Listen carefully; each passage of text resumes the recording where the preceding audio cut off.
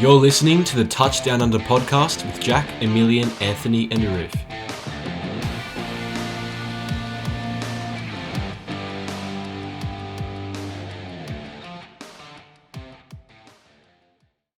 Hello everybody and welcome back to the Touchdown Under podcast. I'm Jack, your host, and as always, I'm joined by Emilian. Hey, how's it going? And Ruth. Good to be back. Anthony could not be with us here today, but that's alright. We're going to power on, and we are wrapping up week 12 of the NFL season, and some of the news that came out of this week in the NFL was the Lions, who fired head coach Matt Patricia and general manager Bob Quinn. Boys, we know, Lions fans have been clamoring for this move for, I guess even a season. They've been terrible since Patricia has been in charge, and they finally made the move to get rid of him. Yeah, absolutely. And I think it'll be interesting to see where the Lions as a franchise goes from here now that they've also fired Bob Quinn, GM. So now do they keep Matt Stafford? Do they try to rebuild around him and keep him he's almost at the end of his career. He's like in his mid-30s now. He's not young anymore. He's not in his prime. So End of his career. He's in the later stages, right? It'll happen within the next 10 years. He's not 30, is he? 30? Is he? I thought he was Something a bit older than that. Level. Either way, if they do carry on without him, they're not going to make him one of the highest paid quarterbacks in the league. They're not gonna like extend him for so long. Do they rebuild around him now, or do they draft a quarterback in the next few years and start fresh there? What do they do? Yeah, it's a really good question. I think they're going to have to be thinking about it in the next couple of years because they have some good quarterback stacked draft classes coming up in the near future. It might be worth a look. I'm not sure it's quite a necessity right now because although he is aging, I feel like possibly his shoulder injuries and stuff like that are past him. He could get back to the level that we expect from him because in my opinion he's a really underrated quarterback when he is healthy. I think this move is really good for them. We know that Lions fans have been wanting this for a while, Matt Patricia to be out. It was interesting that they also fired their general manager, but I do think it's a step in the right direction. Yeah, I think we can all agree that it was a good move getting rid of both those guys. It's been a long time coming, and now they can kind of, play out the remainder of this season and think about next season. On Stafford, he is actually he's 32 years old. I feel like he could play until he's maybe around 37, 38, maybe 5 years most. Injuries permitting, he does have those shoulder and back injuries that could limit him, but I don't feel like they will go to quarterback, at least in round one of next year's draft. Obviously it is stacked, but I don't think it's a pressing need for them because Stafford is really quite, I think he's in the top half of quarterbacks in this league. And when guys like Kenny Golladay are healthy, then it just makes him look better as a quarterback. So I think they need to build more in defensively because they've got some good offensive pieces. DeAndre Swift has really come into his own in his rookie season. Golladay, Marvin Jones, TJ Hawkinson, I don't think offense is the issue. We know they can score. It's about limiting the other team on the defensive end. Yeah. So they made that move, the Lions, and we'll see how they go the rest of this year. They probably won't make the playoffs. Definitely not. Yeah, definitely not. At, what are they, 4-7, I believe. Yeah. So I guess it's more planning for next season, and they can go into the off-season and start looking at head coaches and GMs to hire. Other news in the league was the Broncos quarterback disaster on the weekend. They started wide receiver Kentrell Hinton at quarterback. He was only just put up to the active roster, I think, days before the game. Yeah. Obviously, Drew Lock and some of their backups they were put in the COVID reserve list, and I think there's a talking point here in relation to the Ravens as well, because they've had their fair share of COVID issues in that Steelers game that hasn't even been played yet. And a lot of people are saying that, they should be kept to the same standards as they're at the other teams because the Ravens have had their game moved back a number of days now, whereas the Broncos have said, deal with it, you're playing on your scheduled day. Are the NFL favouring the Ravens? Honestly, it's hard to say for sure, but it almost seems like they are through their actions. The Ravens are a team that we all expected to be high up there. For me, I predicted them to win the AFC North. I feel like they're a team that the NFL do want to be in the playoffs. It's just really unfortunate for a team like the Broncos because obviously it's a fair punishment to have. They should have been wearing their masks inside the facility, but I don't think that the Ravens should be able to have all these days and have the game kept getting pushed back, because we've seen now that the game's been pushed back to Thursday for us, Wednesday night in America, Mark Ingram and J.K. Dobbins are available to play now. Yeah. They're a run-first team. That's going to benefit them hugely. Yeah, I just think that it makes sense from business point of view. Obviously, Ravens Steelers, one of the best rivalries going on in the NFL right now. Obviously, Lamar Jackson reigning MVP. They wanted him to be a part of the game, but he got put on the COVID list. He's not going to play. But they want to make this game competitive. They want to make money from it and all that, especially since fans want to be there. It's all about TV revenue right now. But I do think that it's a bit unfair. This happened to the Steelers before with the Titans game earlier on this season. That game got pushed back as well just to make it more competitive. And I think that it's really unfair. We saw that the Steelers players, they weren't happy with this decision either. We saw Chase Claypool and a few others, I can't remember. Eric Ebron, yeah. They all took to Twitter and they don't think it's fair, and I agree with them. I think that if you can't maintain your own team's COVID protocols, I know a trainer gave it to them, that's still part of the team. Exactly. If you can't maintain your own COVID protocols, you should not get any more leniency than other teams that fail to do the same thing. I agree. Now, our last little bit of news from this week, in terms of results, was Tampa Bay, who lost once again this week against the Kansas City Chiefs. They were battered really early on by that Chiefs offense, and in particular Tyreek Hill, who had a really record day. How concerned should we be about the Bucs? I mean, we've said in the past few weeks with their struggles and that they are kind of built for the playoffs. They have a lot of experience in that area with Tom Brady, Rob Gronkowski, whatever you want. But it is kind of concerning that they're not able to beat these top teams. And Tom Brady, he's just not what he used to be. They're forcing it down the field too much. I really think it's all about Bruce Arians and Tom Brady. They're not really clicking together. And the sooner they need to figure it out soon. And the sooner that happens, the better it will be for the team going into the playoffs. Because I do still think they'll make it quite safely, I can assure that. Yeah, because I think once they make the playoffs, which as you said they should, it's more of a question of where is their ceiling, do you reckon? Because obviously they're probably gonna have to play a wild card game, right? They're not gonna be able to get that 1 seed. So I think they can win their wild card game, but how much further do you think they can go? Well, honestly, I don't know if they're shooting for the playoffs at this point. They're only at 7-5. They're no guarantee to make the playoffs. I think they're completely out of contention for the NFC South title. So just to get into the playoffs now is pretty important. They are built for the playoffs, but you got to get there first, and they've been playing pretty poorly, especially on offense. As you talked about, Tom Brady has not looked good at all, and it does look like it's a lingering issue that could be an issue in the playoffs.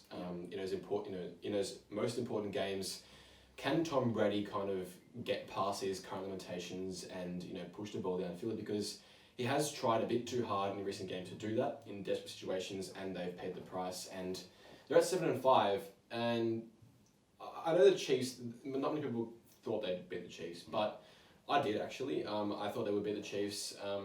They came close in the end, but I don't think they're not playing well right now, and I have them to play the Chiefs in the Super Bowl. That was my prediction, and right now they're not playing at that kind of level where I can see them going to the Super Bowl. So when you ask what their ceiling is right now, Riff, I don't feel like they could get. I feel like they probably could win a wild card game, but I don't think right now the way they're playing that they could get to the championship game, let alone the Super Bowl. What's good news for them is that they don't have too tough a schedule remaining. They've gotten their hard games out of the way in the Saints and Chiefs. Now they've just got to face the Falcons twice. They've got the Lions, the Vikings. So realistically, they should make the playoffs considering how much of a gap there is between the three teams that kind of vying for that wild card spot in the Rams, Cardinals, and Bucs, and then the NFC North teams and the Vikings and Bears. They're kind of a little one step behind there. So Bucs, you could see them getting the 6 or 7 seed, and that could see them facing the Seahawks or the Packers or the Saints in the wild card round. That's a very tough wild card round matchup on the road. So yeah, I think divisional round is honestly their ceiling right now. They can win the wild card game. I don't think they'll progress any further.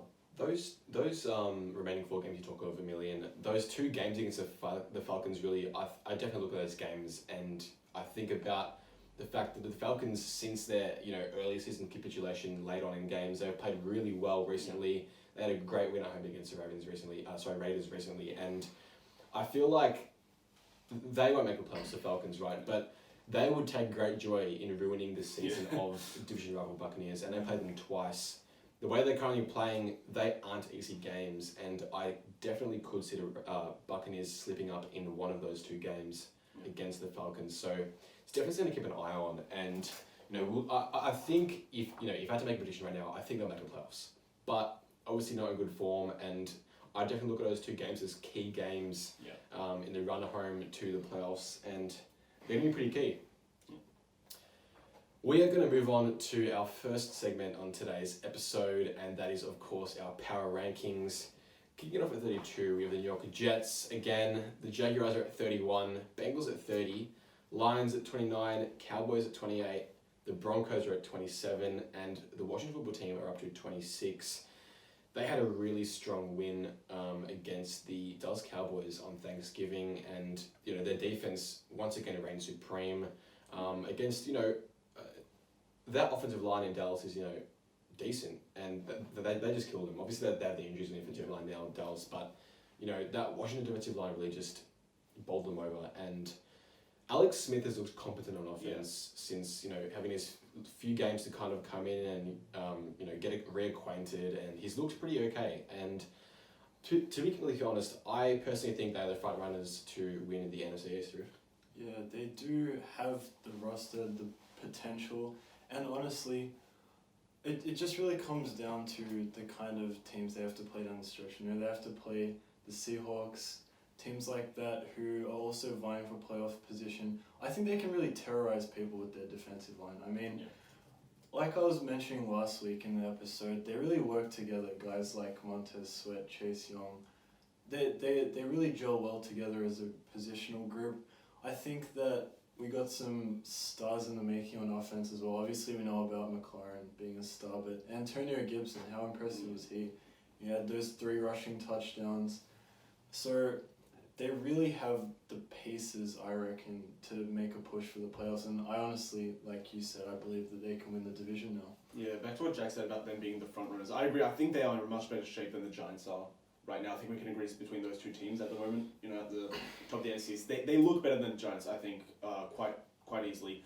I just wish Alex Smith had recovered sooner, so we could have seen him in action against the Giants in those crucial games, because the Giants do have the head-to-head, and now both teams don't have an easy schedule ahead. They're playing obviously teams apart from their own division rivals, but if Washington can really get their defensive line on, pressurize other quarterbacks, that gives them the advantage that the Giants really don't have right now.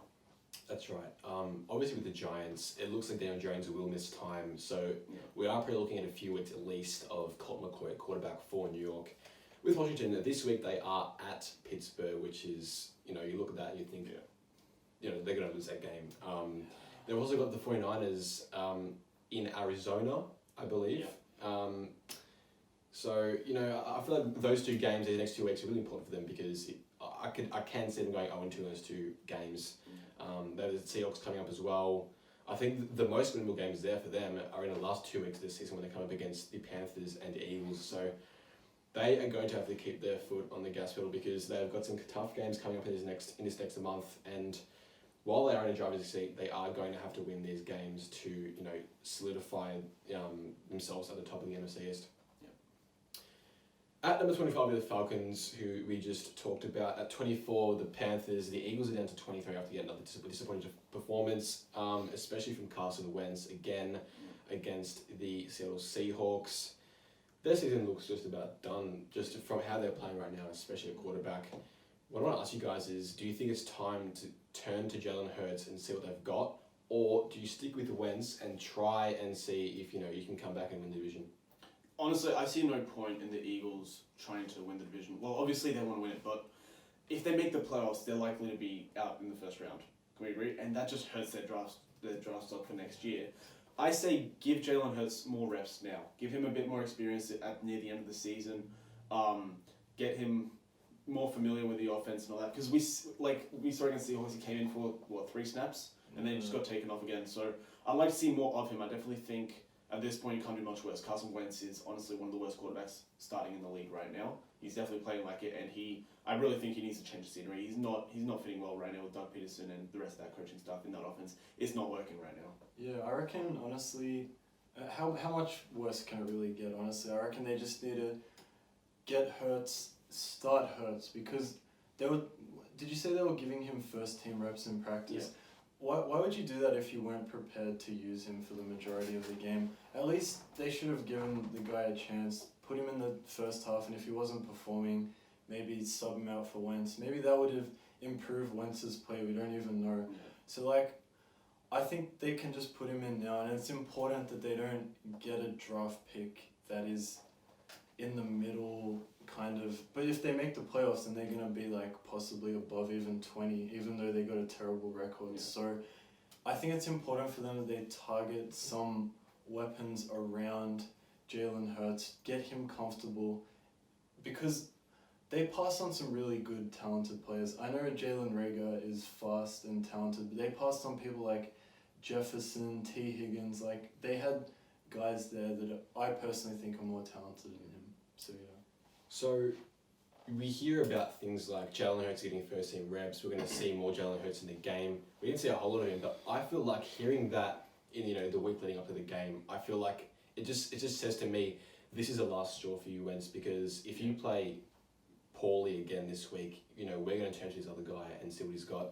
And I feel like we could very well hear an announcement of him starting potentially next game, because while they are only maybe like a game and a bit behind in terms of leading the NFC East, they do not look at all like winning with Carson Wentz. So not only does it seem like right now Hurts would give them a better chance at potentially going and making a push to win the division, does Hurts give them a better outlook past this season?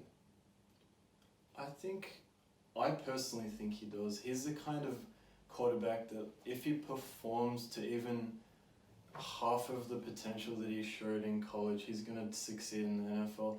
The guy is really dangerous when he gets going. He reminds me like a more polished version of Taysom Hill, in my opinion. He's really good at running, and when he gets tackled, he's not going to slide or do any of that kind of stuff. He doesn't mind contact. He's not scared of yards after contact. So he's got that facet of the game, and that means they're going to have to completely change the kind of play calling, because they need to build it around him if they're going to go forward with Hurts. But to answer your question, I definitely think that he has the potential to be a future starter for the Eagles. At 22, we have the LA Chargers. At 21, the Giants, who are up after a win against the Bengals. The 49ers went up to 20 after a pretty unexpected win against the Rams. The Bears are down to 19 after a terrible performance against the Green Bay Packers at Lambeau Field on Sunday Night Football. The Bears, after this loss, it looks very, very unlikely that they will, make the playoffs, especially with Mitch Trubisky at quarterback. Nick Foles injured. The whole thing's a disaster. The defense gave up, which, as a fan, I've not seen them do in a number of years. They gave up 41 points to Rodgers and the Packers, who just continually got downfield and scored on them. They just couldn't stop them on third down, and it was just an all-round terrible performance. Matt Nagy was not happy post-game with the efforts of the defense, which is personally quite rich coming from Nagy, considering the offense he's been running this season for most of last season has been pretty atrocious.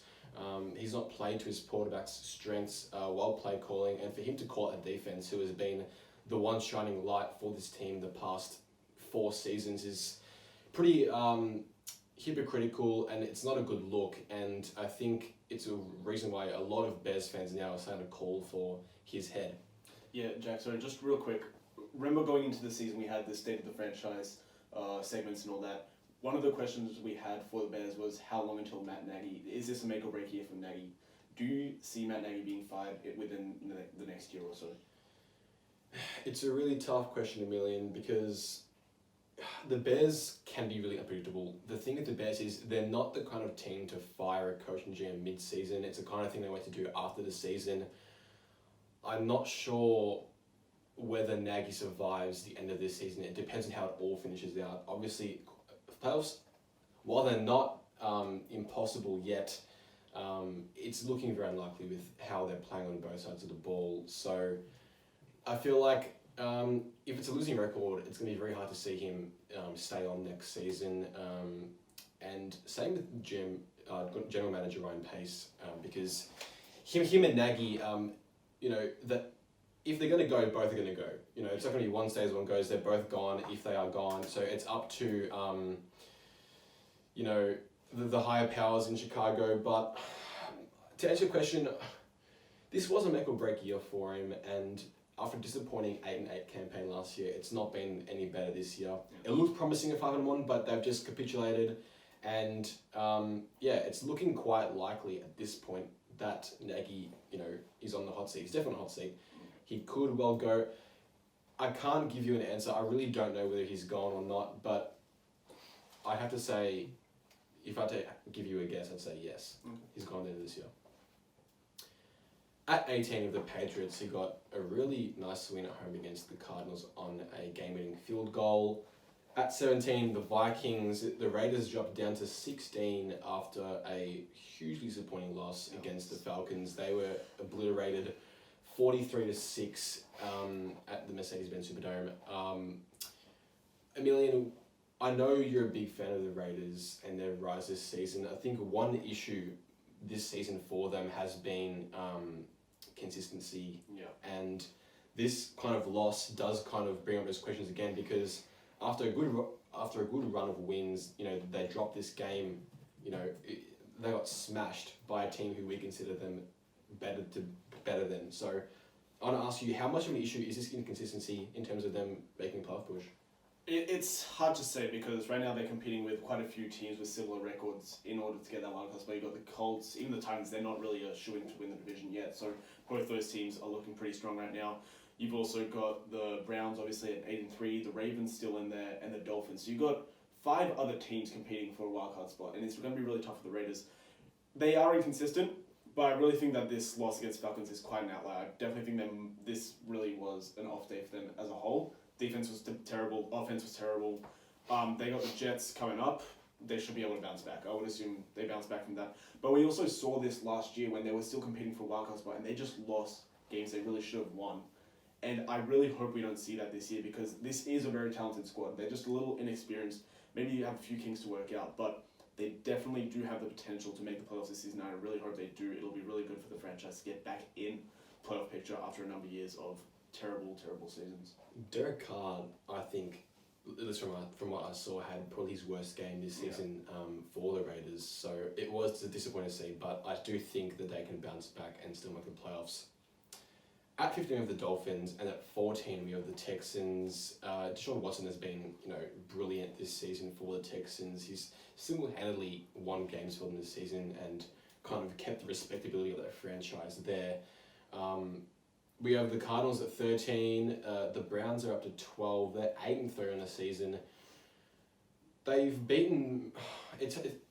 They've failed most of their tests when it's come to playing against good teams. Yeah. Generally, most of their wins have come against teams who are worse than them. Teams who they'd be expected to beat. So, Riff, I want to ask you, how real are the Browns at 8-3? I mean, it's really hard to tell, because we've seen the 3 games that they've lost. They've been completely demolished, and they've come against established teams. Well, at the time, the Ravens were doing really well, the Steelers, and the Raiders, who were on a roll then. So it's really hard to say. They've beaten really mediocre to poor teams by not too much. It's going to be a real test for them coming. They got some tough. Obviously, they have to play the Steelers again at the end of the season, which could be a make or break game for them to make the playoffs even. Honestly, right now, I think they're a real team just because they have some really nice pieces that have been performing well for them, like Myles Garrett, obviously, absolute monster. Again, when Mayfield plays even average, they have a chance at winning. Obviously, he has some really poor games, but the complete X factor on their offense that they need, if he gets injured again, they're screwed, and that's Nick Chubb. Like, we saw what kind of happened when he wasn't playing. Obviously, they had Kareem Hunt, but there are times where their offense seemed really confused without him. I think he keeps them stabilized. I think with him, they can be a playoff team. He's just so reliable. That's what they need. They need reliability, and they don't get that with Baker Mayfield. They don't get it with Kareem Hunt, and OBJ well, he's injured, but they didn't get that with him. It's all about Nick Chubb in that offense. Yep. And if he continues to produce at the level he does, I don't think they'll struggle as much beating good teams as they did earlier on in the season. Yeah, I just wanted to say, obviously, I think they're a real team. What do you guys think? And also, where do you think they'll end up at the end of the season? If they do make the playoffs, how far will they go? I think it's hard to say because the AFC is super competitive. It's the better of the two conferences, and there are a lot of good teams there. Unfortunately, I just can't see them going much further than the divisional round, just because the teams they've beat aren't very established. They've obviously got great pieces on defense, and they've got those guys on offense, like you say, Emilian. But until they beat a really good team, I don't think I can say for sure that they can go really past the divisional round. I think they'll make the playoffs. I give them a shot at winning in the wild card, but I can't see them going much further than that this year, just based on who they've beaten and who they've lost to. Yeah, it's tough for me to say as well, because if they do make the divisional round, you'd have to assume they'd play the Steelers or the Chiefs, right? Yeah. And what I was going to say is that we see how great a really strong running back can be in the playoffs, as we saw last year with Derrick Henry. He carried the Titans up to the AFC Championship. But I don't see Nick Chubb doing that if he's playing the Steelers or the Chiefs. I think maybe in the wildcard round, if he gets going, then they could win a game. But it's not going to happen against the Steelers or the Chiefs. And then you'd have to put the game on Baker Mayfield's shoulders or that defense. I don't see it happening there. So I agree with Jack. I think divisional round really is their limit. At 11 with the Colts, at 10 the Titans, who have jumped up after a massive win in Indianapolis.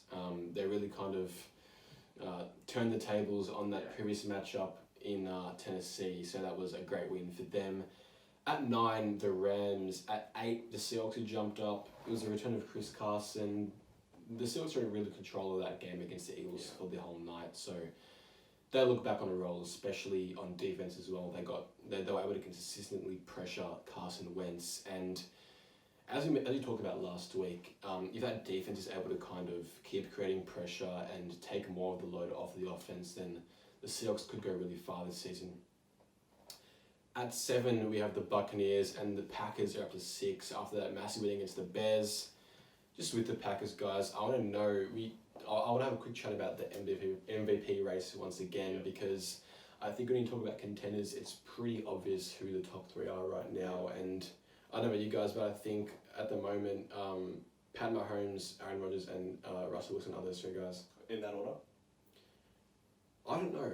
I'm not going to put an order right now, but I think those are the 3 guys it's going to come down to at the end of the season. Look, at the moment, I think it's Mahomes. I think he's been playing exceptional, and until he has a bad performance, it's going to be really tough for him not to win the MVP. The only way I see him not winning it, without having a bad game, like a significantly bad game, is if Russell Wilson is able to break the passing touchdown record, which I don't see happening anymore. He hasn't thrown enough in the past few weeks. So I would say right now the front runner is clearly Mahomes, and until he has a bad game, it's going to continue to be him. Yeah, I agree with that. I think the order that you said those quarterbacks is kind of where it's at the moment. Mahomes, Rodgers, Wilson. I think Rodgers kind of gets the edge because he's been flawless in a lot of those games of late. Like, did he throw 4 touchdowns against the Bears? Like, he's had a couple of those weeks lately, especially in November, where he's made barely any mistakes. Yeah, he hasn't had a bad game. Yeah, and in that time, Russell Wilson has thrown quite a few interceptions, made some bad decisions. So I think that's the order right now.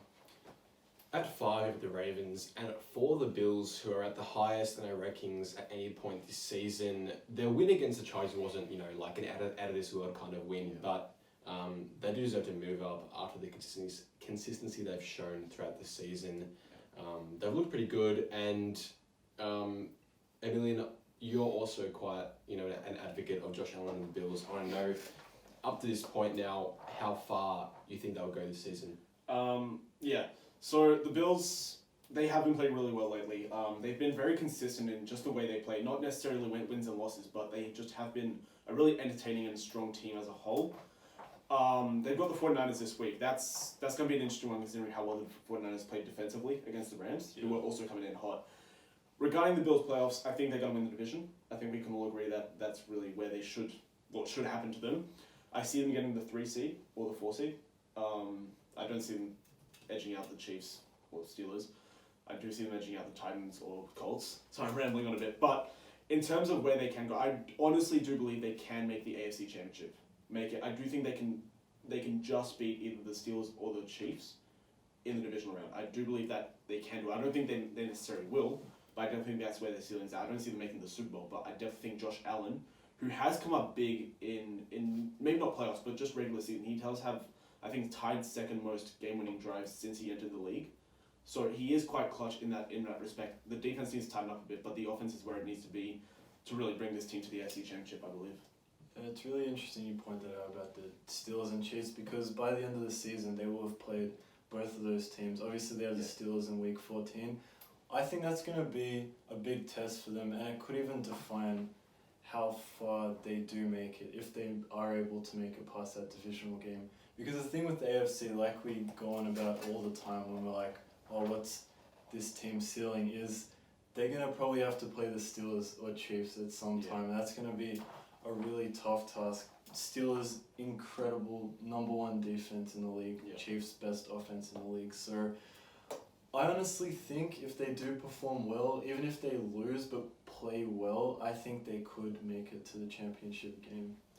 As well as they have played the Bills, in the last 5 games, I can see them losing every single one of them in some kind of, universe. I feel like each of the final 5 games, there is that chance that they can lose. The 49ers are playing well. I feel like they could lose that game.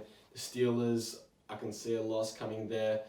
The Broncos is interesting because they should have Lock back by then. At Mile High, that defense, I just feel like that it's really important that they don't let their foot off the pedal, because there is a potential for them to kind of lose a few games and, kind of worsen their seeding in the playoffs. But, they kind of have to play it in New England and then against the Dolphins in the last week. So there are definitely games that they could lose. So it's important that they keep focused and, continue to win games. Our top 3 remains the same. We have the Saints at 3, the Steelers at 2, and the Chiefs at 1. They are our power rankings for episode 28, going into week 13 of the NFL season. We're going to move on to multi-badness now, and kicking it off with our 5 legs this week. Just in case we have to tell you we lost once again, not that's a big surprise, but our first leg this week is Chicago to beat Detroit at Soldier Field. Now, this may come across as a bit of an interesting leg, but I personally feel as if, and I think you guys will agree, that Mitchell Trubisky is not only playing for, his Bears career, but he's playing for his NFL career. I think it's a foregone conclusion that he won't be in Chicago next season. So he's playing for his career. He's going to be playing for a shot somewhere next season, and I think he's going to play the remainder of his games. I don't think Foles is going to return to the starting quarterback position this season. So at home against the Lions, the Bears are typically pretty good against the Lions at home, and the Lions are in a worse position than the Bears. So I can't see the Bears losing at home. Yeah, exactly. It's going to be the first game that the Lions have without Matt Patricia, head coach, and that doesn't usually fare well for a team who's recently fired their head coach to win the next game. So I don't see it happening, to be honest. Second leg is Vegas to beat the New York Jets at MetLife. This is our only away leg of this week's multi, but against the Jets, it's going to be very hard for the Raiders to lose this one. And coming off a bad loss against the Falcons, I feel like this is a really good bounce back opportunity for the Raiders. Yeah, I completely agree with that. I think out of all the legs that we're going to go through, this is probably the safest due to, it doesn't matter if it's home or away, exactly, it's the Jets. They're looking like they're going to go on 16, so we should win this leg. Third leg is Tennessee to beat Cleveland at Nissan Stadium. As we talked about, Cleveland have not really beat a formidable team this season. Their wins have usually come against teams under 500 or teams that are worse than them. And at Tennessee, it's going to be a very hard game for the Browns to win, no matter how good Nick Chubb is or how good that defense is. The Titans are in really good form, and at home, it's going to be very tough for the Browns. Yeah, Derrick Henry. All I have to add is Derrick Henry looks unstoppable right now. I don't see the Browns being the team that stops him right now. Our second last leg is the Chargers to beat New England at SoFi Stadium. This is a little bit of a risky game considering how New England are playing reasonably well. They got a nice win last weekend. The Chargers are obviously no guarantees. They've lost a lot of close games. They haven't won many games, but I feel like at home, this is a good chance for Justin Herbert to get a really nice win at home. I just feel like this is the game the Chargers will win. Their offense could really get going at home at SoFi, and Cam Newton hasn't looked great on offense for the Patriots, and I can see Joey Bosa getting to Newton quite a few times on the weekend. Our final leg for Multi Madness is Pittsburgh to Washington at Heinz Field. We talked about this matchup during the Power Rankings. It's going to be a really hard game for Washington to win, especially in Pittsburgh. Pittsburgh look pretty unstoppable right now. I just don't think Alex Smith is going to be able to get much done against that Pittsburgh defense. Yeah, as much as I want Steelers to win, I just hope they don't beat up on Alex Smith too bad. I know I'm going to be cringing every time he gets hit in that game. Yeah. There are 5 legs for Multi Madness this episode. We're going to move on to Emilian's team to watch. Emilian, take it away. Alright, thanks Jack. My team to watch last week, I'm going to recap real quick, was the Chicago Bears. I said this game was crucial. It could make or break their season. And they definitely did not show up, as Jack said before. Offense wasn't any good as usual, and defense just gave up. Unfortunate for the Bears. They're technically still not out of the playoff race yet, but it's looking quite grim for now. My team to watch this week is a team we've been talking about quite a bit this episode. It is the Cleveland Browns. As we said before, they really haven't been any good teams. This is their chance to do that and show that they are true contenders in the AFC. I think that at 8-3, if they beat the Titans here, they're at 9-3. That would put them. They'd probably get the first wildcard spot there. I think they'd get the 5 seed, maybe the 6 seed. But that is actually really important for them. Nick Chubb is the X factor of that team right now. As long as he stays healthy and Kareem Hunt sprinkled in there too, I'd say the best running back duo in the league. We've said this before. The defense needs to stop Derrick Henry. That's how it's going to happen. Their pass defense has been pretty good with Myles Garrett obviously leading the charge there. But he can't do too much on defense when it comes to stopping Derrick Henry, who's just running through the middle. Stopping Derrick Henry is key. If they can do that, they have a legitimate shot at winning this game and proving that they are for real. That's a good point. We do talk about the Browns, and it is a massive week for them to show who they really are. On to TDU's game of the week for week 13, and it is Cardinals versus the Rams in Arizona. Once again, our 4 aspects of this matchup. We're going to kick it off with the offense. Alright, so I got the offense, and this is a really tough one for me because I do like the Cardinals offense, but I'm going to have to go with the Rams here. And my reasoning for that is, in this game, Kyle Murray, his shoulder isn't right. It's really obvious. Last week he looked really off, in my opinion. Like, he didn't have a good game. I personally think it was because of his shoulder. I think the Rams, I really like their scheme with some of their motioning and their jet sweeps. They have two of the best receivers in the league, I reckon, in Woods and Cobb. They have a nice duo there. Their run game, their 3-headed beast is killing it at the moment. I think that they do have some issues with their play calling at times where there's situations where they're running the ball and they really shouldn't be. But I think if they can get that under control, they certainly have the personnel to beat up on a Cardinals defense like theirs. Yep, speaking of the defense, that's what I've got. I think it's fairly straightforward. The Rams have the better defense. The front seven, I've said this time and time again, is absolutely incredible, led by Aaron Donald. You've also got great playmakers there. Robert Quinn's been decent. Leonard Floyd, sorry. I keep getting those two mixed up. Yeah, my bad. But defense is better. Cardinals defense isn't that great, to be honest. Isaiah Simmons has been showing up decently, but they just haven't been on point recently compared to the Rams. Jalen Ramsey, he's going to have DeAndre Hopkins, and Jalen Ramsey, I'd say, is arguably the best cornerback in the league right now. He has been shutting down his opponents week in and week out, and he's been really great for the Rams defense, taking a load off that secondary who hasn't been too great in the past few years, but the defense style is really coming together nicely. Alright, so I have coaching this week, and I think the Rams have a better coach. Obviously, they have Sean McVay, one of the rising stars in the coaching world at his young age, and he brought in 2 new faces this year, and I think they've worked really well together. I think as the season's progressed, they've become more comfortable as a team, and it really shows in the play calling, and they haven't had too many injuries or anything like that, because when we talk about coaching, we can't just talk about on-field coaching. There's all kind of coaching, like strength and conditioning and all that. So I think overall they're better coached than the Cardinals. I'll go momentum, and this one's a bit tough because both teams have played reasonably well. However, the Cardinals have lost 3 of their last 4 games, while the Rams have won 3 of their last 5. So I'm going to go with the Rams in better momentum. Obviously, they suffered a loss at the hands of the 49ers last weekend, but I think as a general rule, they've been playing fairly well. Obviously, it wasn't too long ago that they beat the Bucks in Tampa Bay. So I think they are going to this game with more momentum. Obviously, it's going to be a tough one for them, however, playing in Arizona. Predictions, boys? Alright, so I think it's going to be a bit more low scoring. I reckon it'll be similar to the Niners game. I reckon 20-17 Rams. Rams. Yeah.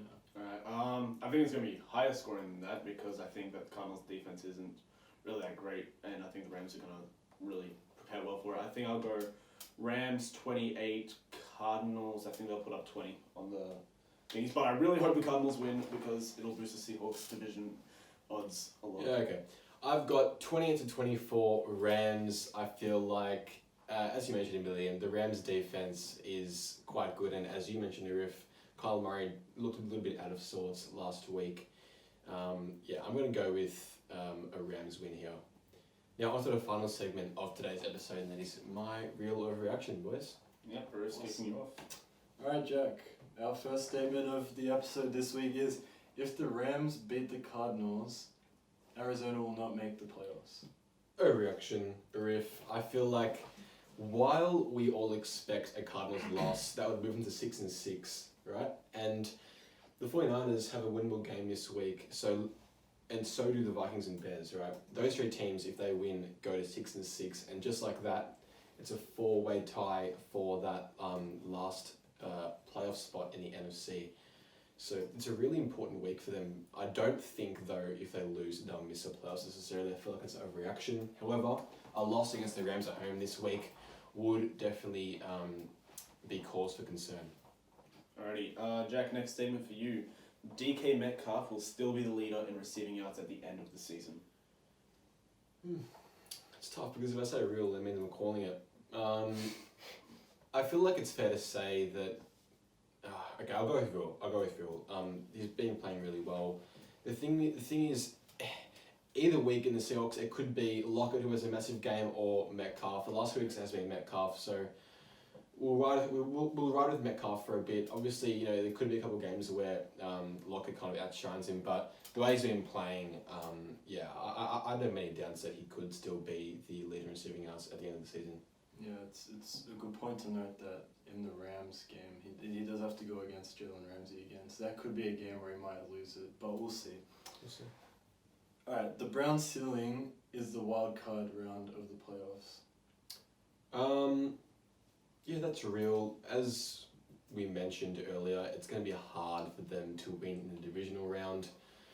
I feel like they could win a wild card game, but yeah, I feel like there's more of a chance that they do lose in the wildcard game, so I do agree that that is their ceiling right now. Alright, another statement for you. The Patriots will finish ahead of the Dolphins in the AFC East.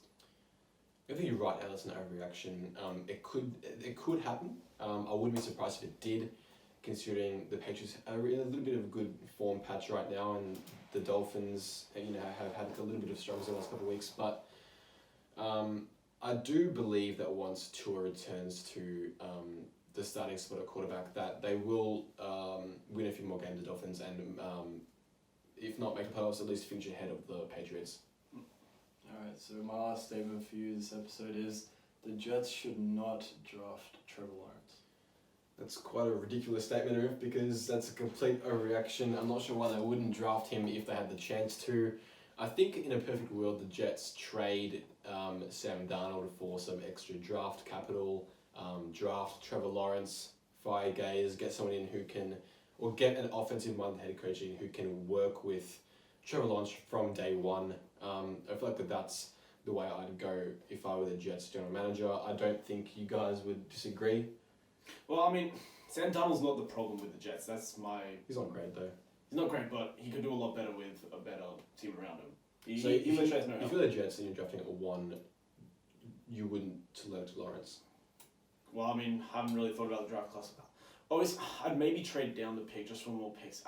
Obviously, Trevor Lawrence is generational, right? Any team would be lucky to have him.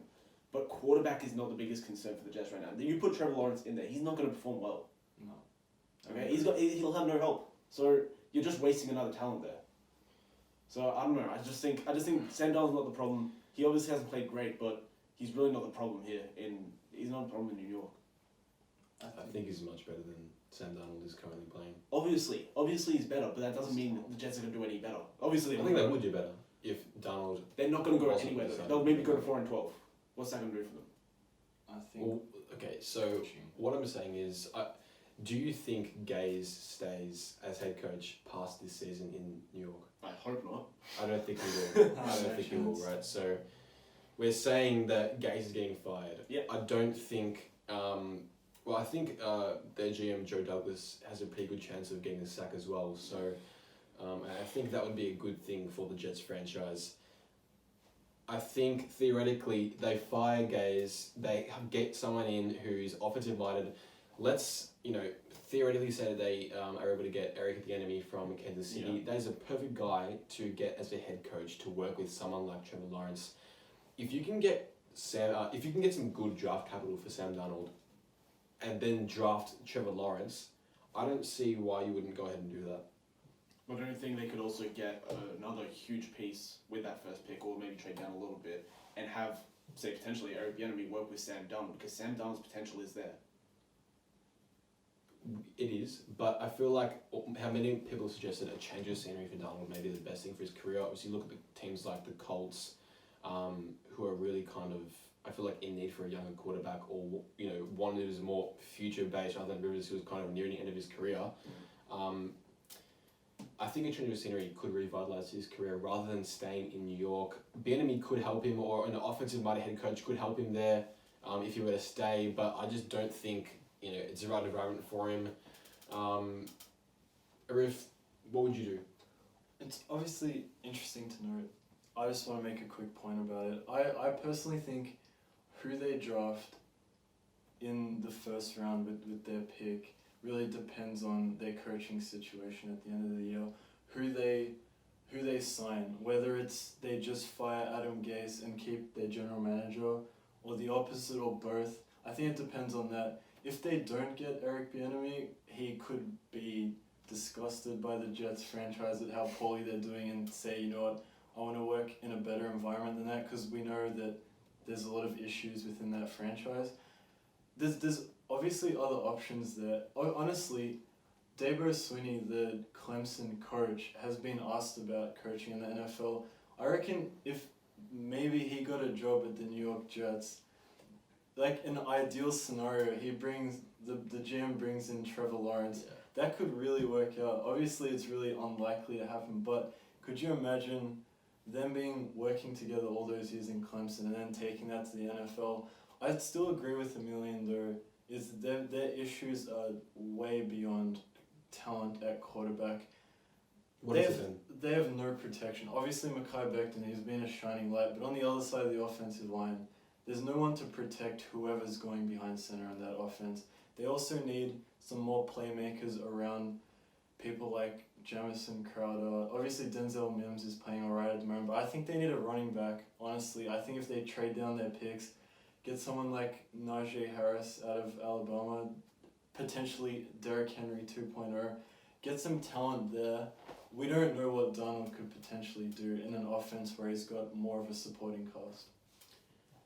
I feel like you guys are kind of overrating how bad the supporting cast is in New York. I feel like Mekhi Becton is, a really good prospect. He was a really good prospect coming into the draft. I feel like a running back won't be too hard to find, whether they find him in the, earlier rounds or mid rounds.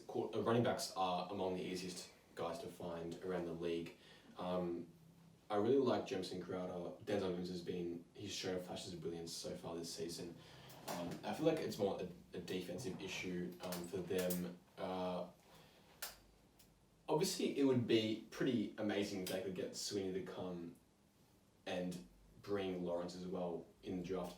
I feel like, though, if they were to get rid of Gaze, and if they were to get number one pick, that number one pick would be so tantalizing for a potential head coach, hire. Like, you're interviewing for potential head coaches, and you're saying, we've got number one pick. you have your chance to work with, we get our pick at, whether Trevor Lawrence, Justin Fields, whoever. I think the Jets' job could be really attractive for offensive-minded head coaches who want a job, because you look at the Jets, they could very well be drafting Trevor Lawrence. Who doesn't want to work with Trevor Lawrence in the NFL? So I think they've got a real opportunity if they do get rid of Gaze.